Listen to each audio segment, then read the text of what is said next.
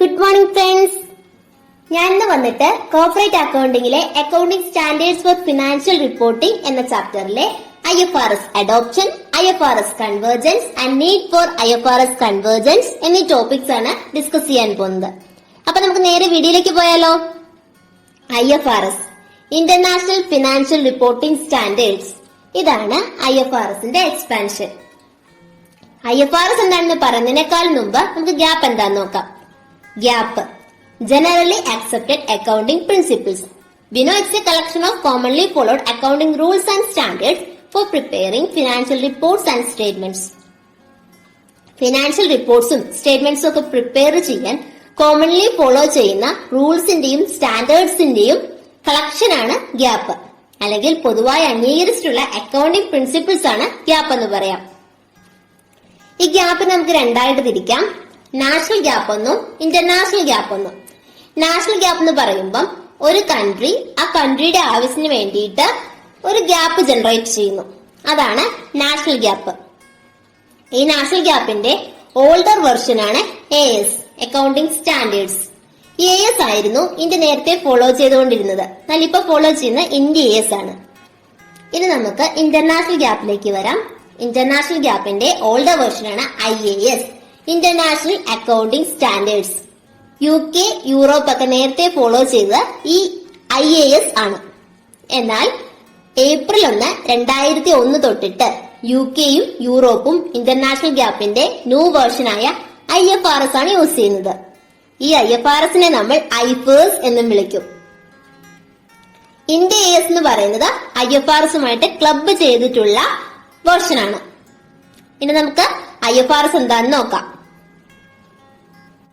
Meaning of IFRS.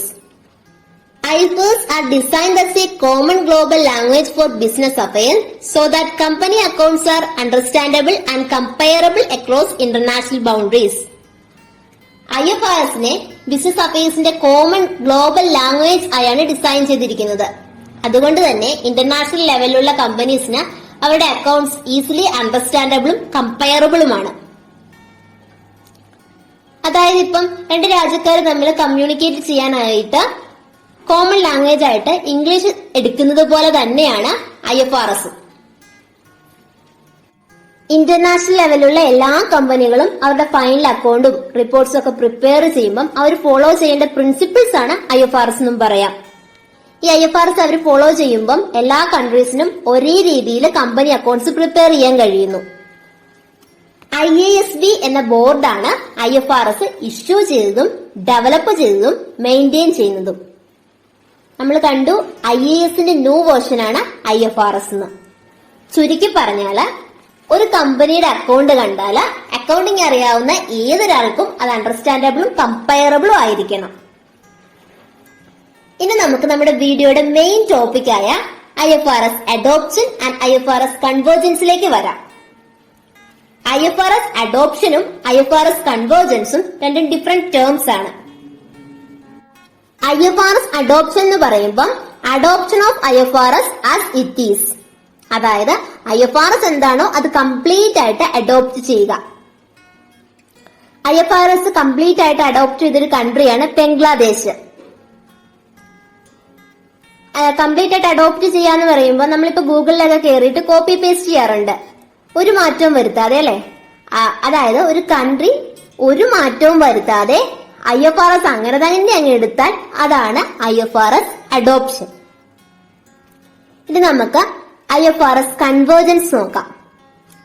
IFRS convergence means accounting standards of a country converged with IFRS. അതായത് ഒരു കൺട്രിയുടെ accounting standards IFRSുമായിട്ട് club ചെയ്യുന്നതാണ് അല്ലെങ്കിൽ കസ്റ്റമൈസ് ചെയ്യുന്നതാണ് IFRS കൺവേർജൻസ്. അതായത് ഒരു കൺട്രിയുടെ ASനോട് IFRS കസ്റ്റമൈസ് ചെയ്തുകൊണ്ട് ആ കൺട്രിക്ക് വേണ്ടി high quality accounting standards form ചെയ്യുന്നതാണ് IFRS കൺവേർജൻസ് എന്ന് പറയുന്നത്. നമുക്ക് എക്സാമ്പിൾ ആയിട്ട് നമ്മുടെ ഇന്ത്യ തന്നെ എടുക്കാം.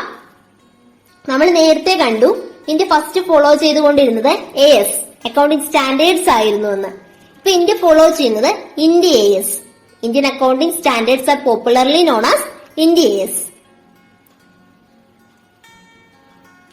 ഇന്ത്യയുടെ അക്കൗണ്ടിംഗ് സ്റ്റാൻഡേർഡ്സും IFRSുമായി ക്ലബ് ചെയ്ത് ഉണ്ടായതാണ് ഇന്ത്യസ്. നമ്മുടെ ഹൈ ക്വാളിറ്റി അക്കൗണ്ടിംഗ് സ്റ്റാൻഡേർഡ് ആണ്. ഈ ഇന്ത്യൻ അക്കൗണ്ടിംഗ് സ്റ്റാൻഡേർഡ്സും IFRSും തമ്മിൽ നിയർ സീറോ ഡിഫറൻസ് ആണ്. ഡിഫറൻസ് ഉണ്ടോ എന്ന് ചോദിച്ചാൽ ചെറിയൊരു ഡിഫറൻസ് ഉണ്ട്, ഡിഫറൻസ് ഇല്ലേന്ന് ചോദിച്ചാൽ ഡിഫറൻസ് ഒന്നുമില്ല. അതാണ് നിയർ സീറോ ഡിഫറൻസ് കൊണ്ട് ഉദ്ദേശിക്കുന്നത്. അപ്പൊ ഞാൻ ഒന്നും കൂടി പറയാം. IFRS അഡോപ്ഷൻ എന്ന് പറയുന്നത് adoption of IFRS as it is. IFRS എന്താണോ അത് കംപ്ലീറ്റ് ആയിട്ട് അഡോപ്റ്റ് ചെയ്താൽ അത് IFRS അഡോപ്ഷൻ ആണ്. IFRS convergence means accounting standards of a country converged with IFRS. അതായത് ഒരു രാജ്യത്തിന്റെ അക്കൗണ്ടിംഗ് സ്റ്റാൻഡേർഡ്സ് IFRSുമായിട്ട് കൺവേർജ് ചെയ്യുമ്പോൾ ഉണ്ടാകുന്നതാണ് IFRS കൺവേർജൻസ്.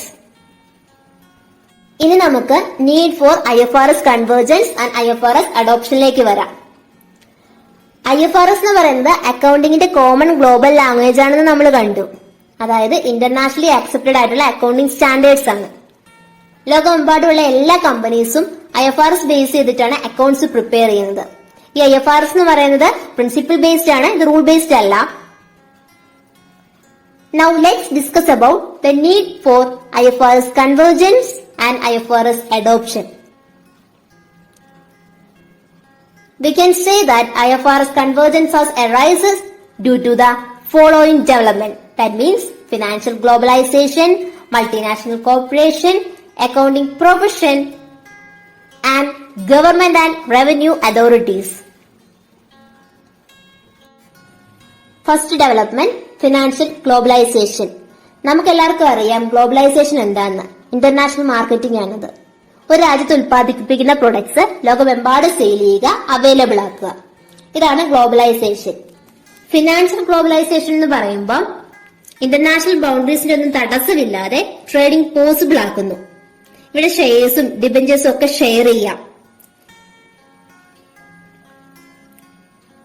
അതാണ് നമ്മുടെ ഫസ്റ്റ് പോയിന്റ് പറയുന്നത്. Financial globalization is the phenomenon of 21st century. 21st സെഞ്ചുറിയുടെ ഫിനോമിനോൺ ആണ് ഫിനാൻഷ്യൽ ഗ്ലോബലൈസേഷൻ. സെക്കൻഡ് പോയിന്റ് വന്നിട്ട് diversity of international accounting practices adversely effect capital flows. എന്തുകൊണ്ടായിരിക്കാം ക്യാപിറ്റൽ ഫ്ലോസിനെ ഇന്റർനാഷണൽ അക്കൗണ്ടിംഗ് പ്രാക്ടീസസിന്റെ ഡൈവേഴ്സിറ്റി എഫക്ട് ചെയ്യുന്നു, അഡ്വേഴ്സ്ലി എഫക്ട് ചെയ്യുന്നു എന്ന് പറയാനുള്ള കാരണം? നേരത്തെ നമ്മൾ IFRS വരുന്നതിന് മുമ്പ് different countries different accounting rules and principles ആയിരുന്നു ഫോളോ ചെയ്തുകൊണ്ടിരുന്നത്. അന്നേരം അവിടെ അക്കൗണ്ടിംഗ് പ്രാക്ടീസസിലൊക്കെ ഡൈവേഴ്സിറ്റി ഉണ്ടായിരുന്നു. അത് ക്യാപിറ്റൽ ഫ്ലോസിനെ മോശമായ രീതിയിൽ ബാധിച്ചു. എങ്ങനെയാന്ന് വെച്ചാൽ അവർക്ക് അറിയില്ല, അവർക്കത് ഈസിലി അണ്ടർസ്റ്റാൻഡബിളും കമ്പയറബിളും അല്ലായിരുന്നു.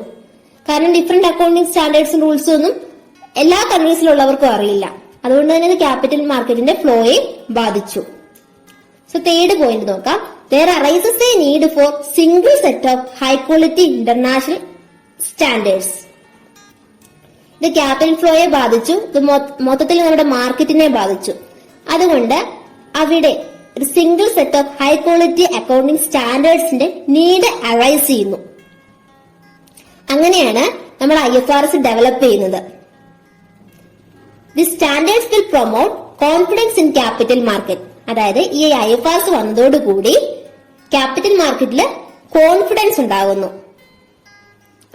So uniformity of accounting standards will increase the comparability of financial statement. അതായത് അക്കൗണ്ടിംഗ് സ്റ്റാൻഡേർഡ്സിലെ യൂണിഫോമിറ്റി ഫിനാൻഷ്യൽ സ്റ്റേറ്റ്മെന്റ്സിനെ ഈസി ആയിട്ട് കമ്പയർ ചെയ്യാനും അണ്ടർസ്റ്റാൻഡബിൾ ആക്കാനും ഹെൽപ്പ് ചെയ്യുന്നു. So the growth of international market, there arises the need for IFRS convergence and IFRS adoption. Multinational corporations. Multinational corporations എന്ന് പറയുമ്പോൾ multinational companies തന്നെയാണ്. മൾട്ടിനാഷണൽ കമ്പനീസിന്റെ എക്സാമ്പിൾസ് ആണ് കൊക്കക്കോള, സാംസങ്, ആപ്പിൾ. ഈ കമ്പനീസിനൊക്കെ പല രാജ്യത്തും സബ്സിഡറീസ് ഉണ്ട്. ഫസ്റ്റ് പോയിന്റ് നമുക്ക് നോക്കാം. MNCs have increased. Multinational companies increase ചെയ്തുകൊണ്ടിരിക്കുകയാണ്. നമുക്ക് നോക്കിയാൽ തന്നെ അറിയാം, പരസ്യങ്ങളായാലും KFC ഇതൊക്കെ മൾട്ടിനാഷണൽ കമ്പനീസ് ആയി തീർന്നുകൊണ്ടിരിക്കുകയാണ്. അതിന്റെ ഓരോ സ്ഥലത്തും അവർ subsidiaries വെച്ചുകൊണ്ടിരിക്കുകയാണ്. MNCs will probably be the greatest beneficiaries of IFRS convergence.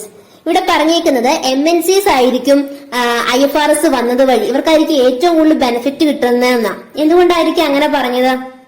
Third പോയിന്റിലേക്ക് നോക്കാം. The preparation of consolidated financial statements would be greatly simplified if standalone financial statements from all over the world were prepared on a uniform basis. അതിന്റെ കാരണം എന്താന്ന് വെച്ചാല് അക്കൗണ്ടിങ്ങിന്റെ global language use ചെയ്യുമ്പോൾ consolidated financial statements prepare ചെയ്യുന്നത് easy ആകും. MNCsന് financial statements all over the വേൾഡില് യൂണിഫോം ആയിട്ട് പ്രിപ്പയർ ചെയ്യാൻ പറ്റും. അത് MNCsന്റെ പ്രവർത്തനങ്ങള് ഈസിലി അണ്ടർസ്റ്റാൻഡബിളും കമ്പയറബിളും ആക്കും. നേരത്തെ എന്ന് വെച്ചിട്ടുണ്ടെങ്കിൽ different countries different accounting practices follow ചെയ്യുമ്പോൾ എല്ലാം മനസ്സിലാക്കാനായിട്ട് അതിന്റെ ഹെഡ് ഓഫീസിന് ഭയങ്കര ഡിഫിക്കൽറ്റി ആയിരുന്നു. എന്നാൽ ഈ IFRS വന്നതോടുകൂടി ഇവർക്ക് ഏറ്റവും കൂടുതൽ ഈസി ആയിട്ട് അണ്ടർസ്റ്റാൻഡ് ചെയ്യാനും കമ്പയർ ചെയ്യാനും പറ്റുന്നു. So we can say that MNCs will probably be the greatest beneficiaries of IFRS convergence. Accounting profession. Convergence of accounting practices would promote the internationalization of accounting profession. IFRS convergence വന്നത് വഴി അക്കൗണ്ടിങ്ങിനെ through out the വേൾഡില് profession ആക്കാൻ കഴിഞ്ഞിട്ടുണ്ട്. Convergence of accounting practices will improve the quality of services provided by countries such as India and China. India, China പോലുള്ള രാജ്യങ്ങൾ provide ചെയ്യുന്ന സർവീസിന്റെ quality കുറച്ചുകൂടി improve ചെയ്യാൻ കഴിഞ്ഞിട്ടുണ്ട്. എന്താന്ന് വെച്ചിട്ടുണ്ടെങ്കിൽ ഇന്ത്യയും ചൈനയൊക്കെ IFRSുമായിട്ട് ക്ലബ് ചെയ്തിട്ട് ഹൈ ക്വാളിറ്റി അക്കൗണ്ടിംഗ് സ്റ്റാൻഡേർഡ്സ് ആണ് അവർ സെറ്റ് ചെയ്തത്. അതുകൊണ്ട് തന്നെ അവരുടെ സർവീസിന്റെ ക്വാളിറ്റിയും കൂടുന്നു. Third point, it reduces the risk on account of accounting scandals that occurred in the recent past. Scandals എന്ന് പറയുന്നത് മാൽ പ്രാക്ടീസസ് ആണ്. അതായത് ഒരേപോലുള്ള അക്കൗണ്ടിംഗ് പ്രാക്ടീസസ് ആണ് എല്ലാവരും ഫോളോ ചെയ്യുന്നതെങ്കിൽ അക്കൗണ്ടൻസ് വരുത്തുന്ന മാൽ പ്രാക്ടീസസ് എന്താണെന്ന് നമുക്ക് കണ്ടുപിടിക്കാൻ പറ്റും, അത് റെഡ്യൂസ് ചെയ്യാൻ പറ്റും. ചുരുക്കി പറഞ്ഞാൽ നമുക്ക് അക്കൗണ്ടിങ്ങിനെ ഒരു പ്രൊഫഷൻ ആക്കാൻ കഴിഞ്ഞിട്ടുണ്ട്. എല്ലാവരും ഒരേ രീതിയിൽ അക്കൗണ്ട്സ് മെയിൻറ്റെയിൻ ചെയ്യുമ്പോൾ അക്കൗണ്ടിംഗ് എന്ന് പറയുന്ന പ്രൊഫഷൻ ഇന്റർനാഷണലൈസ് ചെയ്യാൻ പറ്റും. ഇനി നമുക്ക് ഗവൺമെന്റിനും റവന്യൂ അതോറിറ്റീസിനും IFRS കൊണ്ട് കിട്ടുന്ന ബെനിഫിറ്റ്സ് എന്താന്ന് നോക്കാം. Government would find it easier to understand and control them. ഗവൺമെന്റിനും റവന്യൂ അതോറിറ്റീസിനും എല്ലാ കമ്പനീസും ഒരേ രീതിയിലാണ് ഫിനാൻഷ്യൽ അക്കൗണ്ട്സും റിപ്പോർട്ട്സും ഒക്കെ പ്രിപ്പയർ ചെയ്യുന്നതെങ്കിൽ ഗവൺമെന്റിന് അത് ഈസിലി അണ്ടർസ്റ്റാൻഡബിൾ ആയിരിക്കും, കമ്പയർ ചെയ്യാനും പറ്റും, അവരെ കൺട്രോൾ ചെയ്യാനും പറ്റും. നേരത്തെ IFRS വരുന്നതിന് മുമ്പ് കമ്പനീസ് പല രീതിയിലുള്ള അക്കൗണ്ടിംഗ് പ്രാക്ടീസസ് ആയിരുന്നു ഫോളോ ചെയ്തുകൊണ്ടിരുന്നത്. അപ്പൊ ഗവൺമെന്റിന് അത് മനസ്സിലാക്കാനായിട്ട് കുറച്ച് ബുദ്ധിമുട്ടായിരുന്നു. അതുകൊണ്ട് തന്നെ അവരെ കൺട്രോൾ ചെയ്യാനും നല്ല രീതിയിൽ പറ്റില്ല. അവർ ടാക്സിൽ തട്ടിപ്പൊക്കെ കാണിച്ചിരുന്നു. എന്നാൽ IFRS വന്നതോടുകൂടി ഇതെല്ലാം കണ്ടുപിടിക്കാനായിട്ട് എളുപ്പമായി തീർന്നു. So these are the needs for IFRS convergence and IFRS adoption.